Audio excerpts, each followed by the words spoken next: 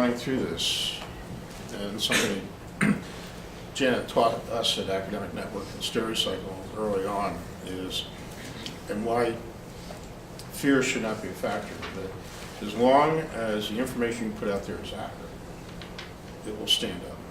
You have a better chance today, even though it's a scary situation, you have a better chance today to talk about your product and get the facts out. I went back to my room to get my bag, and there was a message from a prominent scientist in D.C. about an article that was in the Wall Street Journal today. And the writer factually had just about everything wrong. And that's the way the world was until a few years ago. One writer with the right communication platform could just wreak havoc. It doesn't happen anymore. And what's occurring is a fight in the media, but it's being taken over by the blogosphere, the internet, and quite frankly, one health commissioner in this country trying to get his way. And 5 years ago, he would have gotten his way, and he will not get his way because the world around him is speaking up and saying, you're not right on this, you're not right on that. But they're still relying on a single journalistic approach, and that's not going to work anymore. And so this is really to everybody's advantage. It's scary, but the outcome is very positive if you're prepared and do it ahead of, do some planning ahead. So what about a few more questions? Otherwise, yes. I will just say I'm guilty of being a lawyer, and just we still love you. taking on to a comment that Ron made over here was, if you are going to use social media with a corporate face, so if McDonald's is going to have a Twitter page or a Facebook page, for example, be sure what you say is right. Yeah.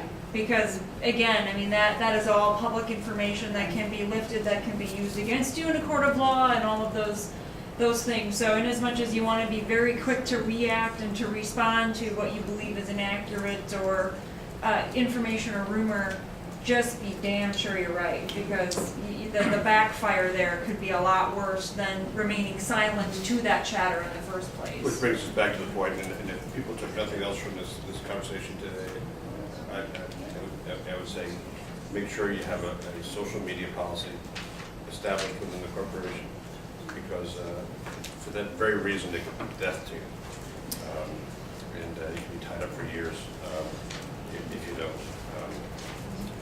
And that's about that. Well, that's a perfect setup, because I was going to ask each of you if you had one message you would like to leave everybody Wait, with. can I get that back? Because that wasn't mine. No, you had your chance. Hire Helen Dalton. Get your own block. Okay, Chris, what would it No, be? that's fine. No. What would be the one? My one is approach it strategically. Have a plan, and don't wait for something else. It's all about controlling the agenda, and you don't control the agenda unless you have a plan. Lydia, what would be your? I'll steal yours. Thank you. Okay. You know, if, to your point, you said already corporate public relations is doing something, the brand's doing something, stick your nose into it. Said, okay, if you're doing something, how can I help? Because I'm the one who deals, we're the ones who deal with consumers every day, and these are consumers. So, you know, we have to be a little bit more proactive and search out if somebody's doing it.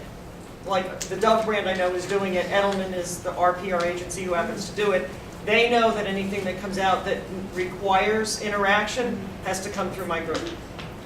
Because we have all of the legally approved messages, and we've been trained to deal with consumers. But it took me a couple months to figure that out. I mean, you have to go out and insert yourself. Mia, what's your advice?